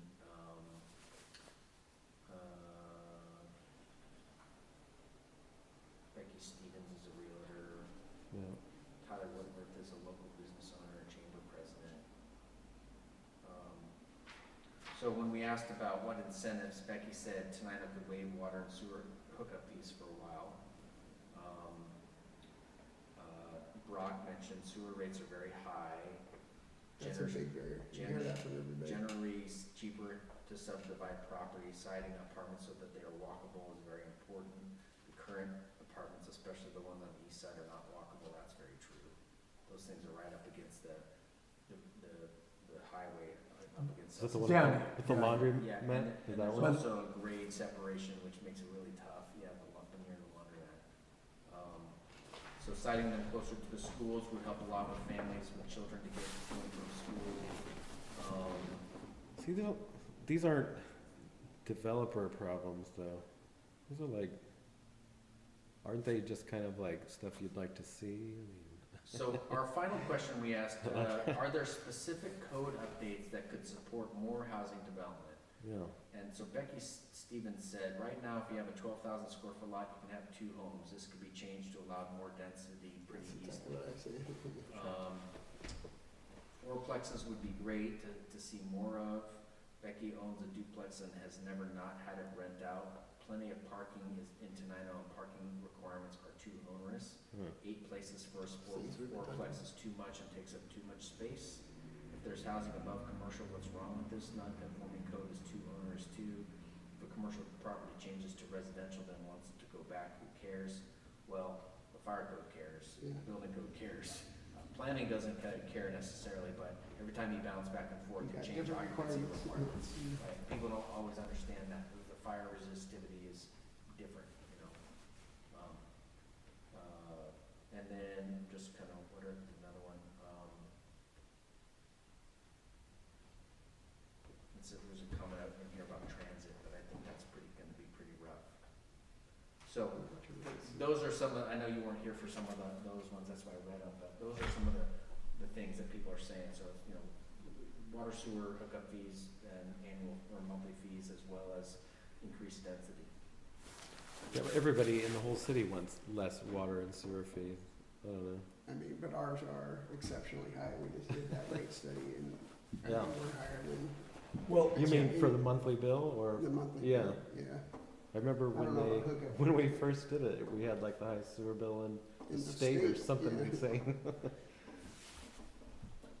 So, anything else on that list that someone wanted to point out? I mean, I like the whole partner with local trade schools.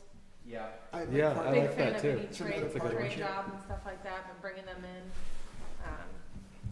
you know, which teaches kids, you know, trades, carpentry stuff, Right. all that stuff, which is gonna continue for years and years, so why not, you know, bring them in, and maybe if somebody wants to build an ADU, maybe they can partner up with a trade school in town or something like that to bring the kids out, incentivize that if they can partner up. Yeah. Anything to Yeah. do with, like if homeowners wanna fix up the house just a little bit before they sell it, rather than selling it as is, because I think it stops, you know, some cash offer coming in, flipping the house and selling it for double. Now you have to find somebody who's gonna pay $420,000 for a house versus they could've got it for $220 if the original owner just would've put in a little bit more money. You know, cause I've seen that since the day I moved in to this town. Yeah.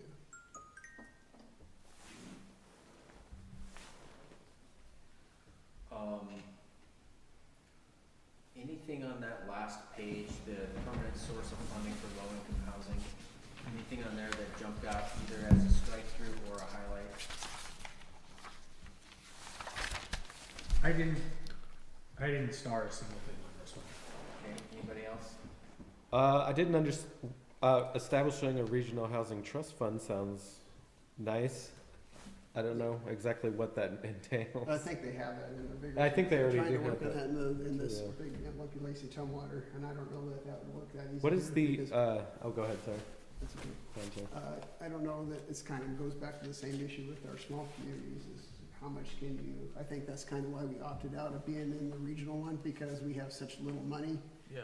We have, it's almost impossible to do anything with just that, and I don't even know Yeah, we regionally. probably wouldn't get Even much. if we included just South County, how Money. much So you money? even look, yeah, I'm sorry, I didn't mean to interrupt you, Dave, but, you look at the list here for Olympia Lacey Tumwater, and there's only like sporadic agreement on the list, you know, there's Right. 1 dot on most of those, and some of them have 2 dots, but the only one that has all 3 dots is the first and the third one, or the Hmm. first 3 ones, right? Yeah, which is, develop a strategy, property tax levy and sales tax, you know, two taxing and a plan. Usually they do it in the other way around. They'll tax you first and then do a plan. See, my thing in here that I see the other jurisdictions don't do, Right. Tenino gets community development block grants every fourth year or third year because it It's a rotates. cycle, you were telling me We about get, there's available significant amount of money with that. And we've used it for park improvements, I think some of the playground equipment or something, we've used that stuff for. This is the one that the cities agree that Yeah. it's your year, So, it's you your know, I year. think Yelm, Rainier, Tenino, and Bucota are on the same cycle, so they theoretically have to share, or they say this year Tenino's gonna get it. My thing is, I would love to see us use some of that kind of money, or money that, from federal resources to, because we just can't do it. We cannot do a lot of this stuff without some kind of other support. To me, that one is one, for small communities, it was one of the bigger ones, that we could have some more significant funds that we could really do something with, that we really looked at that and tried to make a good plan of how we can utilize some of those monies. Do we try to get, like nonprofit, like Habitat down here? Do we have any plan that tries to lure them here or something? Yeah, we I don't tried. know about that. What does the council? We tried to get them, what was it for? There was some money, I can't remember where it came from, to do some home rehab stuff. And I think they were just overwhelmed. They were doing so much work to try to get them down here to do the small amount that we had was, I think they just said, we don't have the staffing or the time. We're dealing with some huge issues in the other jurisdictions, so. I don't say like we they're- don't try it, but, They're affordable housing, when they build, they'll take like a lot and, build as many houses in it as they can and sell them to people who meet the income requirements, and then, it's a real boon to a young family, I would Yeah. think, moving in there like that, and it creates, But in like the Boulevard example and in other examples, it's like, here, take this land for $1. yeah. That's what they bought that land for. I see what you're saying. So unless the city has an asset to bring to bear and help them. But they avoid- do buy land, right? Yeah, That's privately owned. but it's usually at a pretty steep discount, my belief. That's like what you could do with those CDBG money. If you Yeah. had $300,000, you could probably buy a few lots and let somebody else develop it for I see. cheaper. So that's how you entice them to come down, is Yeah. you figure out a way to offer a pretty cheap lot. But, so there's no federal money for them to acquire property, only build stuff. I think the federal money that's used to buy land is for like Section 8 housing, full-on subsidized, housing see. authority type of approach. So you have to have a see. mechanism to be able to administer that. Because that's the challenge with affordable housing, is you set it up and someone's gotta run it. Because if, 20% of our 5 units have to, be rented to poor people, who's gonna validate that? So you have to check Track your incomes, incomes, yeah. and now you have to make sure they, and then when they Just leave, manage the the new property. person that comes in also has to meet it, or, the mixed income places that I've been a part of, you never really know who's paying what. Like, all the units are it's not like, oh, that's the, The low the income wing. unit, right? Right. They're all just kind of mixed in. Yeah. So someone's Right. gotta manage that. That makes sense.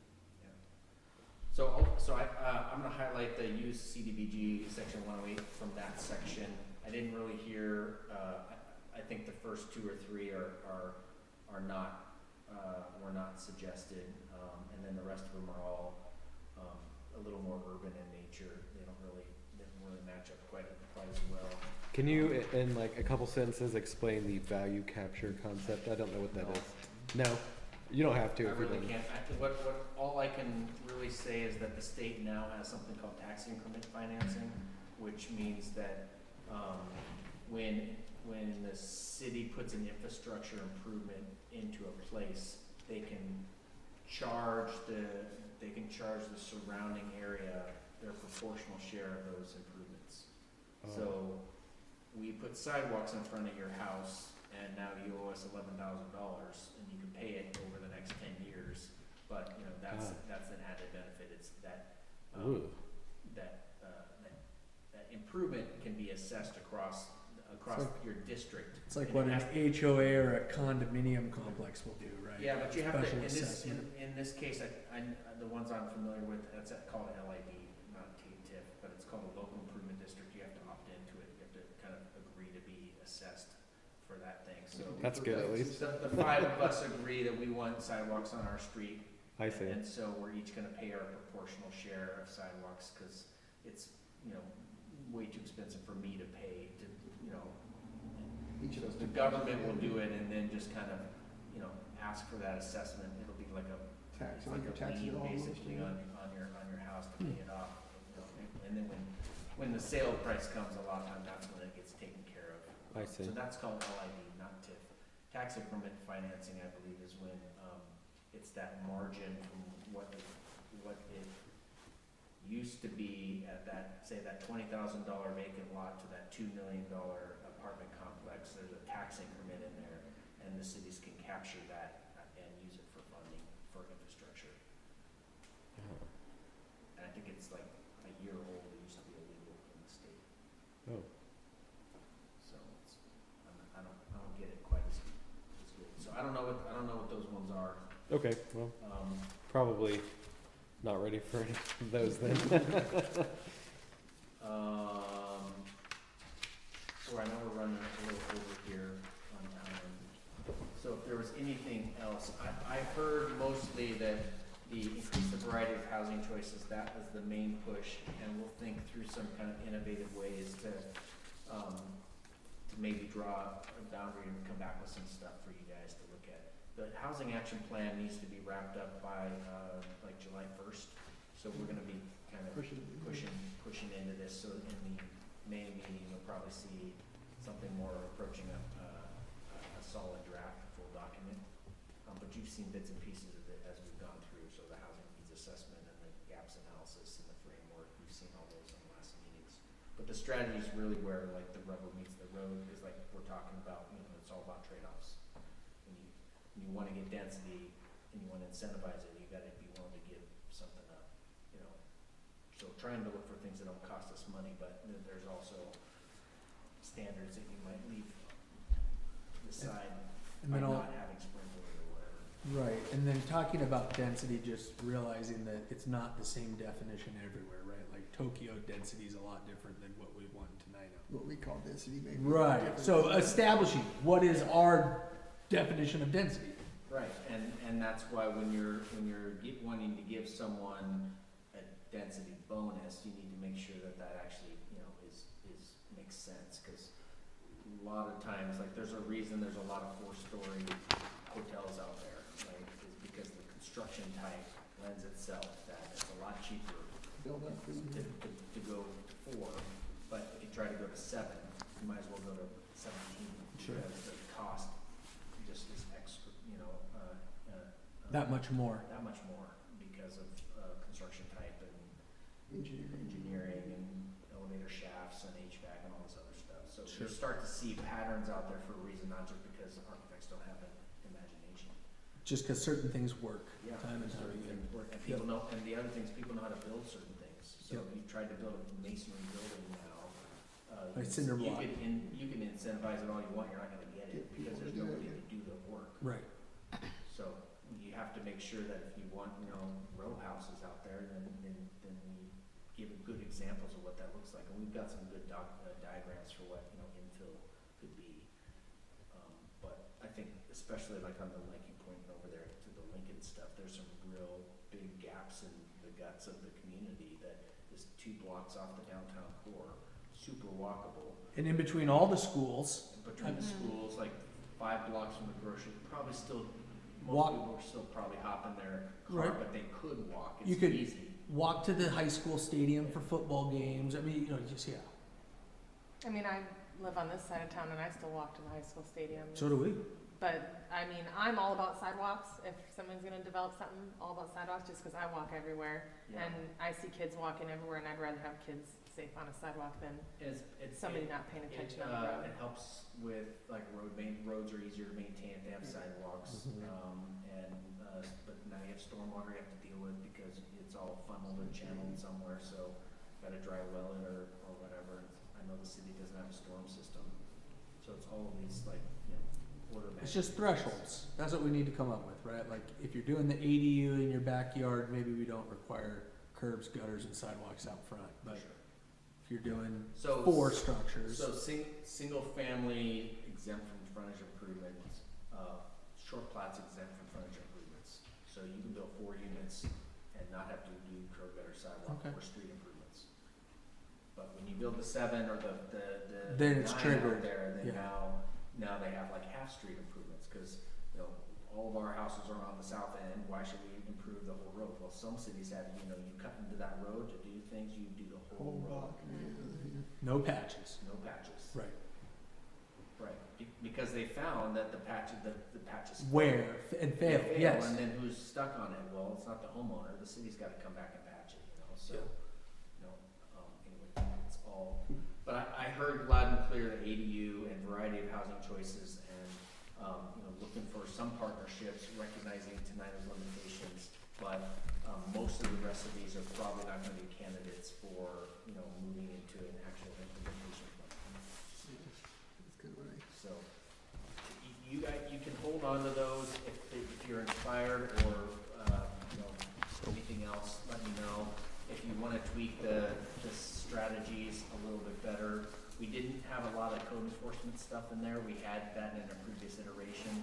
So there's a possibility some of that might come back a little bit where the city, continues to support staff to promote, property maintenance, both from a kind of a refuse and kind of nuisance standpoint, but as well as like, helping connect people with, say, a CDBG 108 program, or saying, hey, I notice your roof's, failing, you may meet the income requirements to be a part of our, minor repair program. So it seems like anything that we would want to do like that would be an incredible training and program for our codes enforcement person, right? Because he's the one out and around in the community, he knows the houses, Yeah. so then he can Yeah.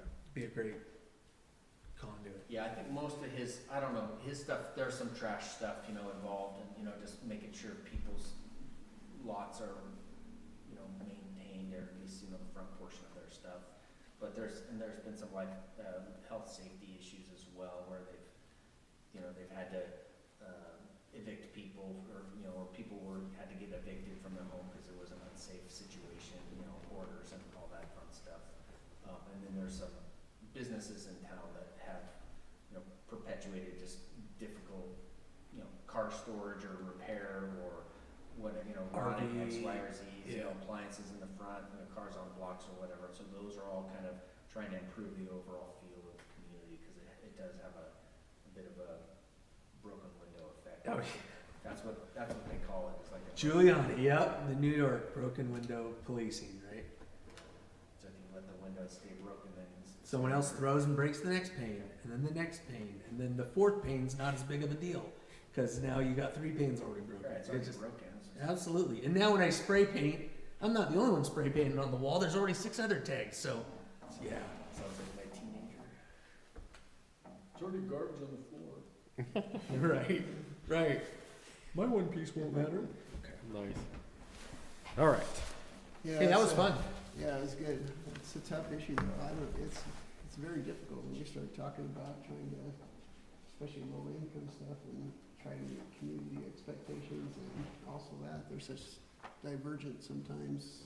And it's such a volatile Yeah. topic, and people. Very passionate about it. Yes. Yes. Would you be okay with, say, not curb and gutter and sidewalk, but maybe just a pathway, like like more like a county style development? I don't know if you've seen those before, where it's sort of a rolled curb, instead of vertical, it's a kind of a rolled curb, and everyone's sort of at grade, but. Yeah, I mean, I know what you're talking about. I just see so many kids walking around here, and it's fantastic to see that. But at the same time, you look at a safety aspect of, being a parent, it's like, I wouldn't allow my kid to walk on the street. I've almost gotten hit, just walking around as an adult, because people don't pay Not paying attention. yeah. So, safety's a big thing, and maybe if there's something where, cars park if there's a way in that they can still walk on the opposite side of the car. And it, you know, it doesn't have to be a thing, but I just, you know, one thing about this town that stands out from other towns is, you know, there's a lot more kids here out and about, safer.